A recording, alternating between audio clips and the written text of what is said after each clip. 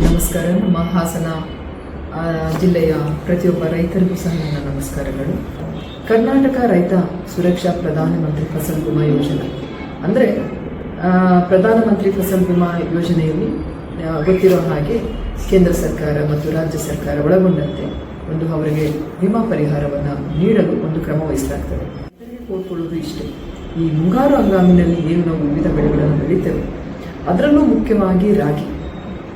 ಈ ರಾಗಿ ಬೆಳೀತಕ್ಕಂಥ ಪ್ರದೇಶಗಳಲ್ಲಿ ನಾನು ಅವರಲ್ಲಿ ಕೋರಿಕೊಳ್ಳುವುದು, ದಯವಿಟ್ಟು ರಾಗಿಗೆ ಒಂದು ವಿಮಾ ಕಂತನ್ನು ಕಟ್ಟಿ.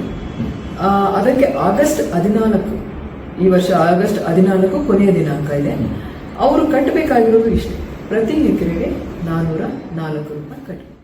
ಹಾಗೆ ಭತ್ತಕ್ಕೂ ಅವಕಾಶ ಇದೆ. ಅವರು ಸಹ ನೋಡಿ, ಭತ್ತದ ಪಾವತಿಸಬೇಕಾದ ವಿಮಾ ಕಂತು ಬರೀ 879 ರೂಪಾಯಿ.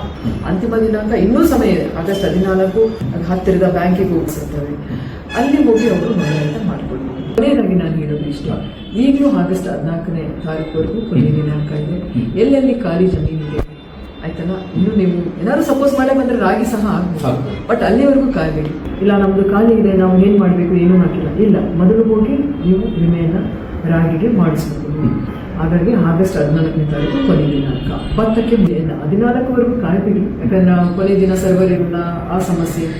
ಇವತ್ತೇ ಹೋಗಿ ಅಥವಾ ನಾಳೆನೇ ಹೋಗ್ಬಿಟ್ಟು ಕೂಡ ನಮ್ಮ ಕೃಷಿ ಅಧಿಕಾರಿಗಳನ್ನ ಸಂಪರ್ಕಿಸಿ ತಾವು ಕಡ್ಡಾಯವಾಗಿ ವಿಮೆಗೆ ನೋಂದಾಯಿತ ಮಾಡಿಕೊಳ್ಬೇಕು.